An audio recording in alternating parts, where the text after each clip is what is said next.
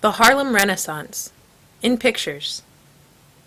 A tremendous explosion of creativity rocked the United States in the 1920s and 1930s, and it took the name of the New York City neighborhood of Harlem. The Harlem Renaissance, also known as the New Negro Movement, was a period of great cultural activity and innovation among African American artists and writers, one that saw new artists and landmark works appear in the fields of literature, dance, art, and music. The participants were all fiercely individualistic talents, and not all of them saw themselves as being part of a movement. But, in time, writers such as Countee Cullen and Langston Hughes, and musicians and composers such as Duke Ellington and Bessie Smith, painters like Jacob Lawrence and Romare Bearden, and Duke Ellington and Bessie Smith, became widely known as members of the Harlem Renaissance. Much of the foundation of the Harlem Renaissance was laid by earlier generations of African American educators, students, and intellectuals.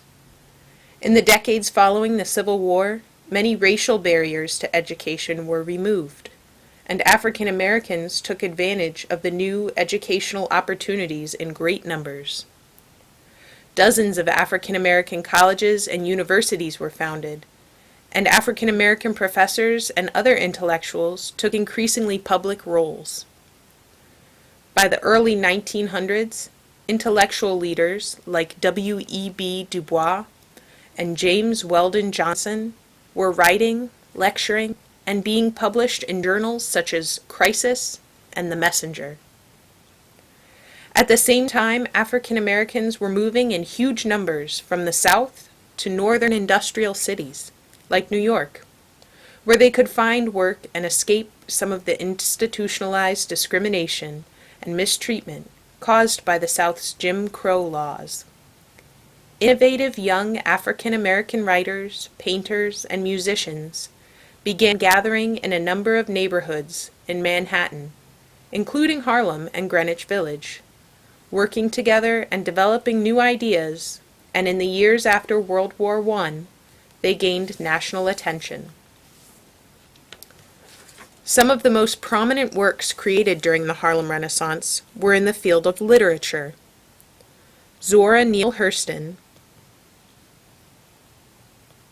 Claude McKay, Jean Toomer, and Langston Hughes produced novels, poetry, short stories, and memoirs.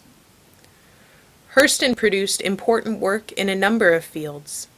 An anthropologist and folklorist, she studied with the eminent anthropologist Franz Boas at Columbia University, and used the music and stories that she collected as a folklorist to inform her novels, plays, and other books, including Mules and Men and Their Eyes Were Watching God. She also performed music based on her folkloric research, and has left a number of recordings along with her manuscripts. Pause here and look up the word folklore if you're not quite sure what it means. Folkore.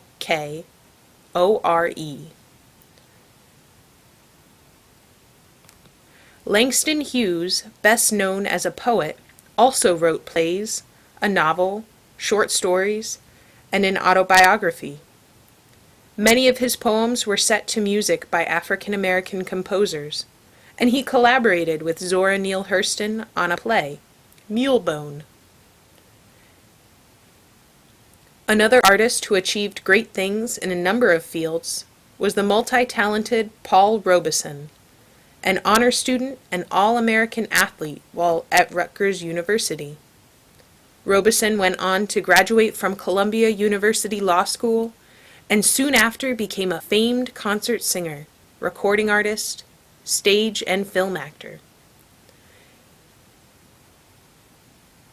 He was an impassioned advocate of political causes, and his performance tours and activism took him around the world. Harlem was the center for musical and theatrical performances as well as literary work, as musicians drawn by the neighborhood's nightlife collaborated with writers, artists, and each other to create original works. Some of this work drew on musical forms that had grown from the African American experience: gospel, jazz, and blues. Other African American musicians worked in classical forms. Bessie Smith was a legendary blues singer. Marian Anderson broke ground as a classical contralto, and Louis Armstrong and Duke Ellington took jazz to new levels of innovation. U.B. Blake was a prolific composer of the Harlem Renaissance and was one of the creators of the new musical revue, Shuffle Along. This show was written and produced by African Americans, opened in New York in 1921 to great success, ran for 1 year in New York, and then toured for an additional 2 years. The visual arts were also part of the Harlem Renaissance. Among the best-known artists of this period were Aaron Douglas, Laura Wheeler Waring, Edward Harleston, and the painter and collage artist Jacob Lawrence.